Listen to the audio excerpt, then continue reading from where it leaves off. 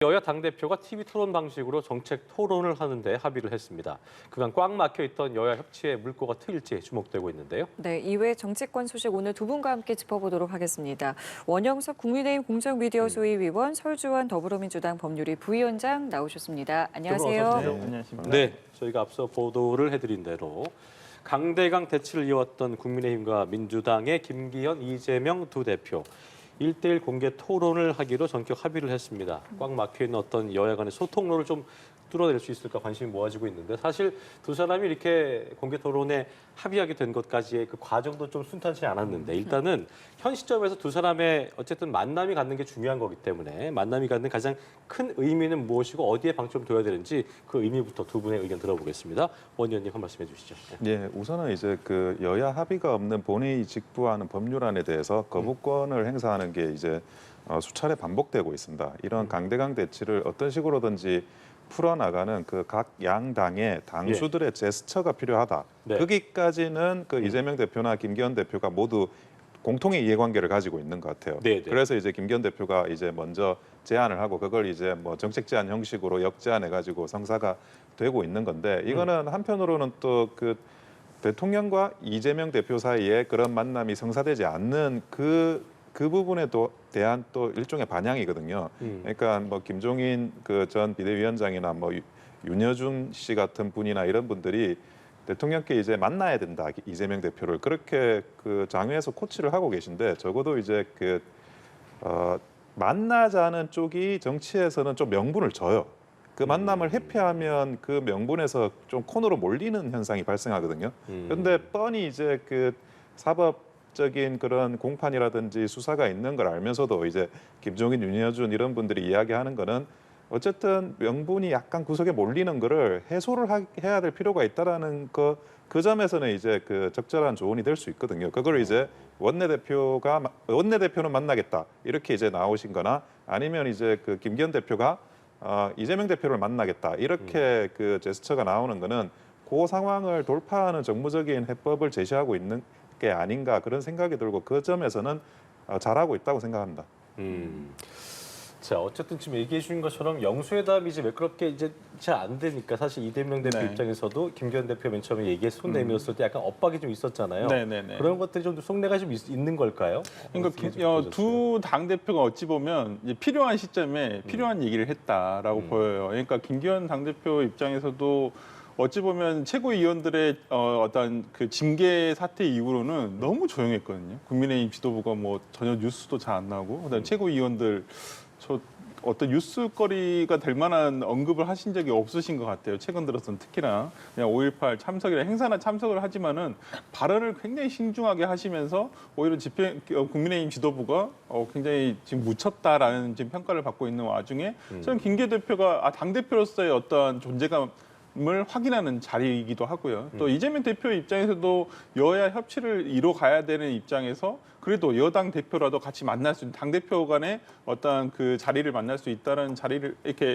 기회가 된다는 점에서는 상당히 뭐 두 분 다 필요했었고 두 분 다 또 그런 니즈가 충족을 했었다라고 보여요. 그리고 이제 김기현 대표가 제일 처음에 식사 회동을 제안했을 때 뭐 이재명 대표 측에서는 그냥 밥 먹는 게 무슨 의미가 있겠느냐. 근데 저는 식사도 하시고 정책 대화도 하시고 이렇게 여러 차례 많이 만나는 게 더 좋지 않았을까라는 좀 아쉬움은 남아요. 뭐 굳이 이렇게 예를 들어서 TV 앞에서 만나서 토론 형식 1대1 토론 형식으로 한다기보다는 또 이게 정치라는 것도 어찌 보면 사람이 하는 거 아니겠습니까? 또 이게 인간적인 유대감이 좀 생기고 그러면 어떤 협상의 여지라든지 그러면 본인이 가져가서 그런 정책에 대해서 당에 설득을 할 수 있는 기회가 또 생기거든요. 저는 그런 면에서라면 앞으로는 뭐 정책 협의도 좋고 그렇지만은 뭐 술도 드시고 식사도 하시고 이런 자리들 계속 가져갔으면 좋겠다라고 생각합니다. 설 부위원장 지금 얘기하신 그 부분. 그러니까 네. 처음에 이제 김기현 대표가 노무현 전 대통령 거의 추도식에서 네. 소주 한잔 하자 얘기했을 때 그게 네. 이제 좀 엇박이 났었는데 둘 간의 이제 그 비공개 회동으로 이루어질 그런 케미는 좀 어떻게 좀 예상을. 그래서 했는데요. 제가 알기로는 네. 김기현 대표가 상당히 중도적이고 합리적이라고 저는 그 국민의힘 분들에게 들었거든요. 네. 그러니까 우리가 생각하는 어찌 보면 그 지난 전당대회를 통해서 거쳐오면서 저는 김기현 대표가 상당히 강성하신가? 원래 저는 그렇게 않다라고 저는 듣고 있어서 예. 상당히 어떠한 대화라든지 이런 협상이라든지 상당히 일을 하시는 걸 같이 일하시는 분들의 표현을 들어보면 상당히 합리적인 중도적이시고 그래서 충분히 이러한 여야 간의 어떤 타협이라든지 이런 부분을 이끌어 가실 수도 있다 여당 대표로서 있다고 생각을 하는데 저는 처음에 어떠한 이런 뭐 식사 한번 하시면서 술 한잔 하시죠라는 말이 어떤 뉘앙스인지 모르겠어요. 그냥 우리가 문자 텍스트로 이렇게 그냥 받아들였을 때는 이게 큰 무리가 없어 보이는데 텍스트로는 그때 당시에 말의 온도를 알 수 없기 때문에. 네, 그렇죠. 그래서 이재명 대표 이것을 이재명 대표 측에서 이 부분을 어떻게 받아들이는지 감정적인 부분은 저희가 알 수가 없기 때문에 네. 단순히 이런 것이었는지 아니면 또 그 안에 뭐가 있었었는지는 모르겠습니다만은 저는 뭐 어찌 되었든 간에 두 분 간의 이런 과정상에서 약간 껄끄러움은 있었지만은 네. 두 분이 일단 만나서 일단 대화를 나눌 수 있는 기회를 가졌다는 점에서는 참 높게 평가합니다. 네, 맞습니다. 두 대표가 어쨌든 이제 대화에 나서기로 뜻은 모았는데 그렇죠. 그렇다면 이제 어떤 이야기를 할 것인가에 관심이 모아지는데 사실 굉장히 첨예한 사안들이 지금 여야 간에 많이 있기 때문에 어떤 이야기부터 좀 해 나가야 된다고 보세요? 지금 이제 직회부를 해가지고 입법화를 시키는 법안에 대해서 어떻게 이거를 통과할 거냐를 이재명 대표는 이야기할 것 같고요. 그리고 김기현 대표 같은 경우에는 그 전에 이제 그 대통령실 그러니까 대통령 공약사항으로 했던 입법 중에 상당수가 지금 국회 문턱을 못 넘고 있습니다. 네. 이 부분을 어떻게 통과시킬 거냐 그 이야기를 해야 되는데 솔직히 뭐 그게 전망이 밝진 않아요. 서로 간에 이제 그 부분을 트레이드를 하기에는 예. 그 신뢰의 골도 깊고 네. 그리고 이제 그동안 정치 지형, 전국 지형 각 당 내부의 사정 그리고 180석을 가지고 있는 이제 민주당의 그런 사정들까지 다 그 종합을 해보면 예. 이 전체적인 흐름을 이재명 대표가 바꾸기는 좀 힘들 것 같아요. 무슨 말이냐면 이재명 대표가 이제 이 문제를 해결해 나가는 키를 들고 있는 편이거든요. 이 전체적인 전국에서는. 근데 어떤 트레이드를 하든 그 법안이 어떻게 통과되고 수정이 되든 본인이 가진 개인적인 이익은 없다는 거예요. 개인적인 이익은 결국 이제 본인의 사법 리스크를 어떻게 경감할 거냐 그 부분에 대해서 생각을 굉장히 많이 하고 계실 텐데 그거는 김기현 대표하고는 만나서 해결할 수 있는 게 아무것도 없어요. 그게 이제 어떤 시그널로 내비치기도 어렵고 네. 그렇기 때문에 이 부분에 대해서 물론 이제 뭐라도 해야 된다. 뭐라도 만나는 제스처를 해야 된다라는 그런 이제 압박은 본인이 느껴가지고 이 회담이 성사가 되겠지만 네. 결국 그게 이제 구체적인 결과물로 나오기는 어렵다고 저는 봅니다. 내용적인 측면에서도 뭔가 성과는 좀 있어야 할 텐데 네. 지금 상황으로 봐서는 글쎄 어떤 대화들을 좀 할 수 있을까요? 첫술에 배부르기는 좀 힘들지 않을까라는 아. 생각을 해봅니다. 이제 예. 가장 각 당에서 이제 실무진에서 어떤 의제를 가지고 토론을 할 것인가에 대해서 아마 협의를 할 텐데, 네. 뭐 이제 기준이 있겠습니다만은 뭐 그 원 변호사님께서 말씀해주신 대로 가장 뭐 지금 직회부된 내용들, 특히나 간호법 같은 경우에는 저는 개정에 약간 양보의 소지가 충분히 있다고 보이거든요. 양 당에서 충분히 그런 타협의 소지가 개정안에 대한 타협의 소지가 있다라고 보기 때문에 이 부분에 대해서 논의가 있을 수도 있고요. 가장 급하다고 한다면 어찌 보면 여당 입장에서는 정부조직법일 수도 있다고 보여요. 그러니까 지금 얼마 전부터 계속 나왔던 얘기가 그러면 그 지난 대선에서 공통으로 대선 공약으로 했던 부분에 대해서 차근차근히 좀 해결해 가는 게 어떻겠느냐 의회에서 이런 부분이 있거든요. 그러면 네. 정부조직법 여가부 폐지 부분에 대해서 지금 국민의힘에서는 굉장히 요청을 하고 있단 말이에요. 근데 지금 민주당에서 그 부분이 안 된다라고 하고 있고 지금 그렇다고 한다면 이 여가부를 어떻게 할 것인지 아니면 정부조직법에 대해서 얘기를 할 것인지 아닐 것인지 이런 부분에 대해서 일단은 저는 대선 때 어떤 공통 공약으로 돼 있던 부분에 대해서 먼저 얘기를 하고 각 당에서 하나씩 추구하고 싶은 것들을 하나씩 주고받는 형식으로 조절을 해가는 것이 어떨까. 물론 저는 이번 토론으로 뭐 대단한 것들이 뭐 네. 바뀔 것이다 생각하지는 않지만은 네. 앞으로 계속 이어갈 수 있는 어떤 그 계기를 마련할 수 있는 자리가 됐으면 좋겠습니다. 알겠습니다. 자, 그리고 저희가 앞서 뭐 리포트로도 확인했습니다만 여야의 초당적 합의로 인해서 일명 김남국 방지법이 국회 본회의를 통과를 했지요. 이처럼 뭐 법안 처리의 뜻을 모았습니다만 김 의원의 징계를 둘러싼 어떤 입장차는 여전한 상황인 건데 일단 국회 윤리특위에서 오늘 30일부터 징계 절차에 착수를 하게 됩니다. 두 분께 관련 내용 여쭤볼 텐데 먼저 설 부위원장께 여쭤볼게요. 일단 당내 분위기를 좀 여쭤봐야 되기 때문에 네네네. 당 분위기에서는 지금 물론 좀 여당뿐만 아니라 야당도 중징계에 대한 어떤 목소리가 나오고 있는 상황이어서 네네. 민주당 분위기가 어떤지 그리고 어떻게 흘러가야 되는지까지 여쭤보겠습니다. 네, 그러니까 당내 분위기는 기본적으로 조금 이게 계파 갈등이 약간 되는 느낌도 없지 않아 있습니다. 그런 느낌이 그러니까 있군요. 그 지난 의총에서 김용민 의원이 오히려 이제 김남국 의원에 대한 옹호를 하면서 네. 또 비명계 의원들과의 조금 뭐 갈등도 있었다는 얘기도 있었고 네. 그걸로 보도도 있었고요. 그런 면에서라면 어찌됐건 간에 그 김남국 의원이 그동안 가져왔던 존재감, 친명계의 가장 최측근 의원으로서 또 젊은 청년 정치인이라면 저는 개인적으로 별로 좋아하지는 않습니다. 정치인은 다 똑같은 정치인이지 꼭 청년에 매몰될 필요는 없다고 보거든요. 그렇기 때문에 뭐 그날도 저는 김용민 의원이 청년 정치나 이 청년이라는 단어에 너무 매몰돼서 뭔가 그러니까 실제 그게 별로라시고 말씀하시는 게 네. 뭔가 면죄부성에 그 그렇죠. 의미했다는 얘기인 거죠? 청년 정치인들이 청년이 민주당이나 국민의힘이나 만 45세까지예요.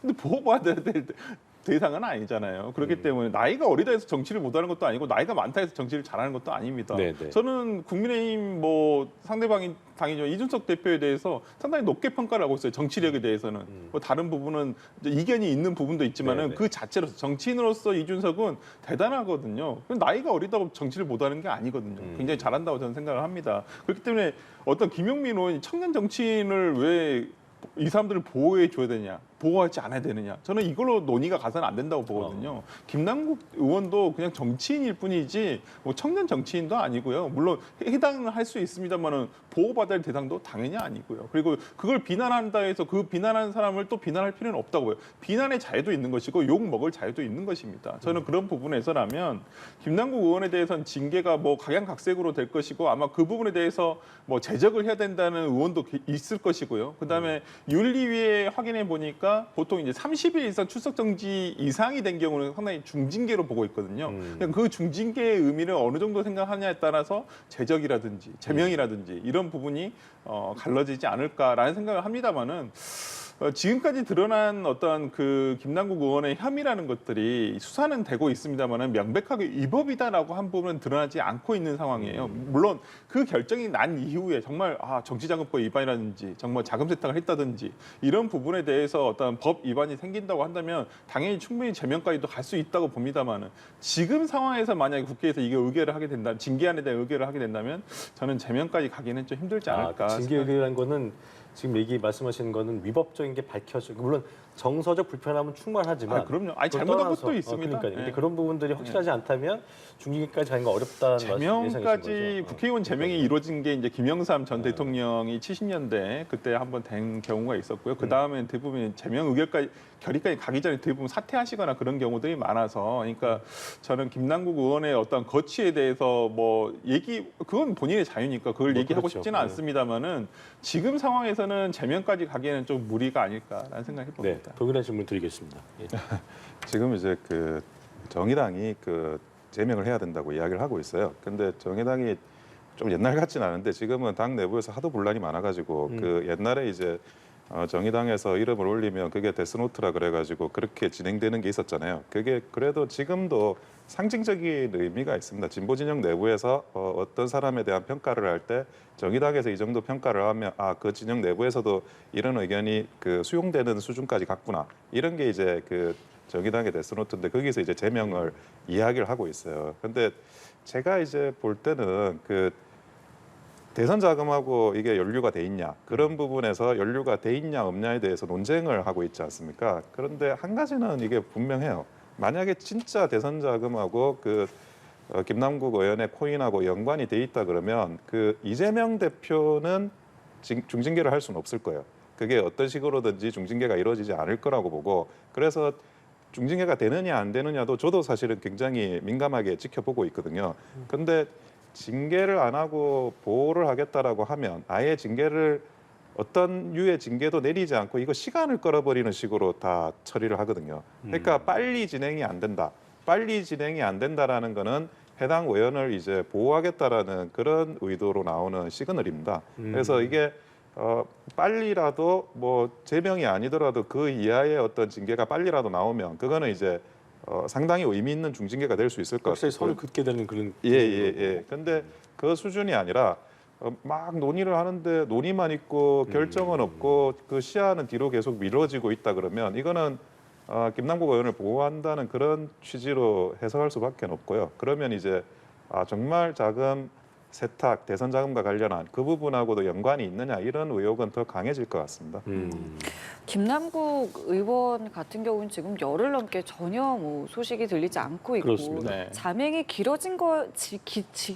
길어지고 있는 것에 대한 비판도 좀 사실은 높아지고 네. 있는 거거든요. 어떻게 좀 소식에 대해서 좀 들은 게 있으신지요? 뭐 오늘 오전에 뭐 그 보도 내용을 보니까 예. 안산에 있는 본인 지역구 사무실에 예. 출근을 하는 것으로 거기서는 좀 파악이 된 것 같아요. 네. 그러니까 지금 지역에 머물면서 아마 지금 뭐 대응을 하고 있는 것 같은데 좀 아쉬워요. 저도 김남국 의원 개인적으로도 알고 뭐 그렇지만은 좀 해명 과정에서부터 문제가 저는 있었다고 보여요. 그 부분은 분명히 김남국 의원이 잘못한 부분입니다. 그건 잘했다고 볼 수가 없고 그것까지 버둥을 필요는 없다고 보여요. 잘못한 부분은 그러니까 민주당이 지금 뭐 내부적으로는 김남국 의원을 지키자라고 하는 뭐 이재명 대표를 지지하시는 분들의 목소리도 충분히 있습니다. 그것도 이해할 수 있습니다. 그렇지만은 정당이 어떤 공당으로서 그리고 국정 운영을 책임지고 있는 정당으로서 국회의원의 비위에 대해서 정확하게 진단을 내리고 신속하게 결정을 내려야 되는 부분에서 민주당이 그렇지 못한 부분은 확실하게 있는 것 같습니다. 그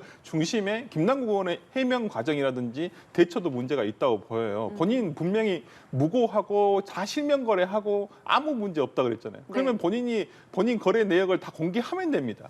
그 공개하지 않으면서 본인 인터뷰로 제일 처음에 나와서 한두 가지 부분에 대해서만 옹호하기 위해서 아니면 그걸 그냥 스리슬쩍 넘어가기 위해서 지금 그럴 문제가 아니에요. 사태에 대한 진단을 스스로 잘못했다고 보여요. 그 부분은. 이 부분은 그런 부분이 아니라고 하기 때문에 돈을 번 걸 가지고 뭐라 한 게 아니에요. 당연히 상임위에서 이러한 거래를 했다는 자체는 비난을 받아야 되고 김남국은 입이 10개라도 할 말이 없어요. 단 본인이 어떤 형사적인 책임이 없다라고 한다면 지금 본인이 거래했던 내역을 다 공개를 해야 됩니다. 지금 공개하지 않기 때문에 어떤 전문가들이 일부분의 자료만을 가지고 이것은 무슨 의혹이 있을 것이다, 무슨 의혹이 있을 것이다. 자꾸 얘기가 생산된다는 거죠. 그럼요. 그러니까 그렇게 할 필요가 본인 스스로 한 말이 있기 때문에 그렇게 할 필요가 없음에도 불구하고 계속 의혹을 부풀려가면서 지금 3주 가까이 민주당이 이거에 의한 타격을 받고 있는 거예요. 당내에서 지금 설 부위원장 같은 그 의견이 좀 중론인 건가요? 대다수가 그렇지 않을까요? 저는 김남국 의원의 잘잘못을 시비를 분명히 가려야죠. 지금까지는 국회의원으로서 품위 유지를 못했다는 것은 명확합니다. 근데 앞으로 범죄와 관련된 부분들이 있는지 없는지에 대해서는 저는 오히려 본인이 선제적으로 대응을 하는 것이 맞지 않나라는 생각을 해봅니다. 예.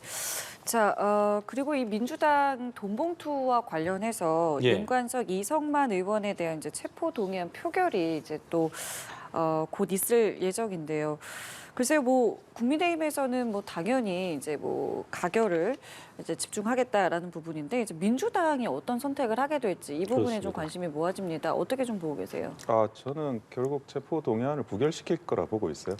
민주당에서는. 어. 왜 그러냐면 그래요? 그 아직까지 그 여론조사에 나오는 그런 정당 지지율이나 이런 게 그 민주당이 뜨거 우리 이렇게 하면 안 돼, 중대한 결단을 해야 돼, 그 정도까지는 가지 않았다고 봐요. 그러니까 계속 이제 그 전하고 비슷한 선택을 계속하는 거죠. 그런데 노웅래 의원이나 그 이재명 대표와 관련해 가지고 부결시키지 않았습니까? 노웅래 의원은 뇌물수수죄고 그 이재명 대표는 그 배임죄 4,800억인데 네. 훨씬 더 큰 형에 대해서도 부결을 했는데 그거보다 작은 지금 이제 정치자금법하고 정당법 위반인데 이 정도 가지고 가결을 시키진 않을 거라고 보여지고요. 그리고 지금 이 두 분만 있는 게 아닙니다. 이 두 분 말고 다른 이제 의원들로 확대될 수가 있는데 그 의원들이 이제 자기 스스로 표결을 할 때 자기도 이 체포 동의안 전국에 자기가 주인공이 될지 모르는 상황에서 그러면 이제 가결을 시키기보다는 부결을 시켜서 자기도 부결을 할 수 있는 최소한의 그런 가능성, 기회를 얻고자 할 것 같아요. 그래서 지금 현재로서는 아직은 그 민주당이 자기가 이제 그 체포 동의안을 가결시켜서 네. 국민의 어떤 의사와 부합하는 그런 행동을 해야 된다. 그런 이제 절실함이나 필요성 그게 네. 크지 않다고 보입니다. 네, 저는 국민의힘의 바람이라고 들었고요. 저는 아마 이제 민주당은 한 번도 이게 이 체포동의안에 대해서 당론을 정한 바는 한 번도 없어요. 네. 이제까지 그 민주당 의원들에게 다 개별적으로 판단을 맡기고 있습니다만은 저는 이번에 아마 가결되지 않을까라는 좀 예측을 가결 해봅니다. 예상하시는 거예요? 저는 네. 가결을 예상을 하고요. 네. 저는 오히려 윤관석 의원이나 이성만 의원이 체포동의안에 대해서 굳이 숨을 필요는 없다. 오히려 저는 영장 실질 심사를 가더라도 승산이 있다고 보여요. 충분히. 그러니까 이게 돈봉투 사건이 굉장히 어려운 내용이 뭐냐면 돈을 받았다는 내용을 정확하게 이것을 물증이 있어야 돼요. 그러니까 지난 박기태 국회의장 같은 경우에는 그 고승덕 의원이 본인이 받았다고 스스로 말을 스스로 했죠. 명확하게 밝혔어요. 수수자가. 근데 지금 같은 경우는 수수자에 대한 수사가 지금 이루어지고는 있습니다만은 어떤 좀 가시적인 성과가 나오고 있지는 않은 상황이. 그렇다고 한다면 저는 법원에서 이 부분에 대해서 영장 발부를 할 수 있을까? 저는 다툼의 여지가 있다 보면 방어권 보장 차원에서더라도 저는 영장이 기각될 확률은 좀 있다고 보입니다. 그렇다고 한다면 저는 윤관석 의원이나 이성만 의원이 오히려 체포 동의안에 굳이 숨을 필요가 없다. 떳떳하게 저는 영장 실질 심사를 받으시더라도 결과가 그렇게 나쁠까?